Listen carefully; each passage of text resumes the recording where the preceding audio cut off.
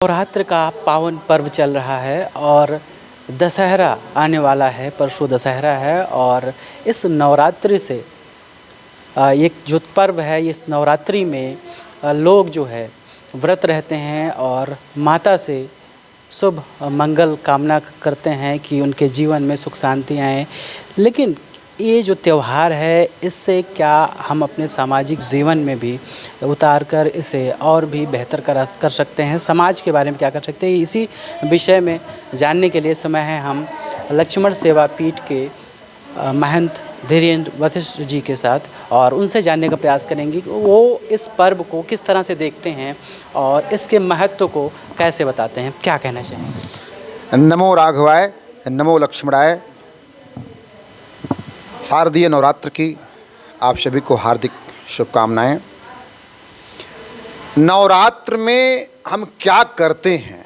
9 दिन तक हम लोग व्रत रह करके जगत जननी जगदम्बा की आराधना करते हैं और माँ ही है वो जो सबका निष्पक्ष भाव से कल्याण कर सकती है। तो माँ है साहब, इसकी कोई उपमा नहीं है। माँ जीवन प्रदाता है, माँ शक्ति प्रदाता है और माँ सदैव कल्याणकारी होती है। माता कभी कुमाता नहीं होती हो।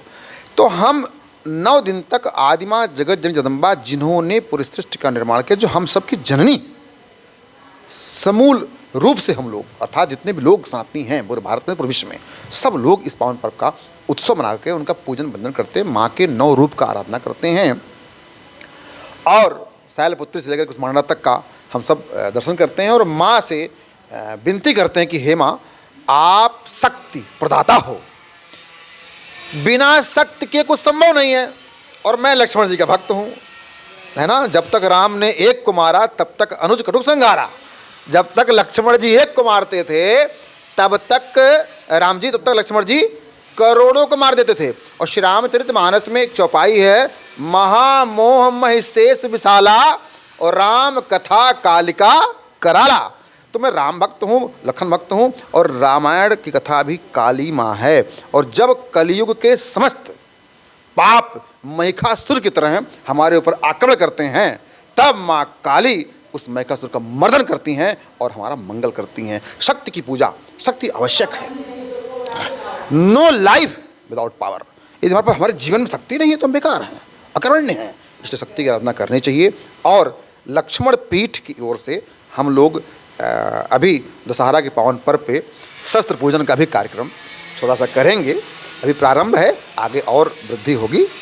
और हम सबको अपनी माँ की आराधना करनी चाहिए, भारत माँ की आराधना करनी चाहिए और शक्ति की पूजा करनी चाहिए। तो मूल रूप से हम लोग माँ की आराधना, शक्ति की आराधना हेतु नवरात्र का पावन पर्व मनाते हैं, वो चाहे ग्रीष्मकालीन हो चाहे शारदीय हो। शक्ति की जब आप आराधना करेंगे तो आपके अंदर शौर्य आएगा, साहस आएगा, बाहुबल आएगा। इसका सदुपयोग समाज के कल्याण के लिए और अपनी आत्मरक्षा के लिए करना है, पहला। दूसरा, आपने दर्शन किया भी है और करेंगे भी कि हम लोग दशहरा में रावण को जलाते हैं और इसके माध्यम से दशहरा मनाते हैं। क्या ये क्या है? ये उसी शक्ति के बल पर भगवान श्री राम ने कलयुग के नहीं साहब 14वें त्रेता के एक महा अपराधी, महापापी, बहुत बड़े आतंकवादी का समूल नाश किया था। तो राम जी भी ये कहते हैं कि शक्ति की आराधना आवश्यक है ताकि हम सनातन की रक्षा के लिए, स्वरक्षा के लिए, राष्ट्र रक्षा के लिए सक्षम हों, वीर बने और पुनः भारतवर्ष, पुनः सनातन कभी झुके नहीं और सनातन सदैव विकास हो, अंतर्राष्ट्रीय स्तर पे हो। वसुधैव कुटुंबकम हमारा अपना भाव है, परंतु दुर्भाग्य है अब सिर्फ कहने को रह गया है। हम भारतवर्ष में ही लगभग 12 प्रांतों में नहीं रह गए। क्रिश्चियन लोग हमारे सनातनियों को पैसे के बल पे ज़बरदस्ती करके उन्हें क्रिश्चियन बना दे रहे हैं।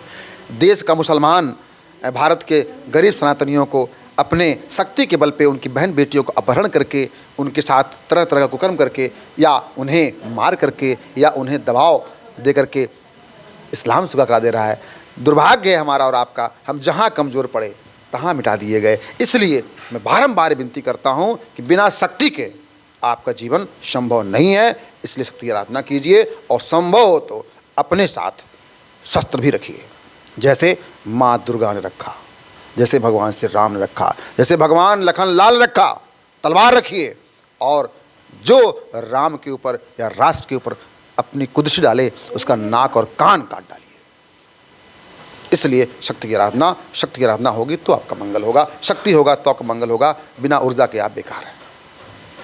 तो पावन निवेदन इस पावन पर्व पे कि आप सब माँ जगत जगदम्बा की आराधना कीजिए और कहिए कि हे माँ, धन भले कम दो लेकिन शक्ति अवश्य प्रदान करो।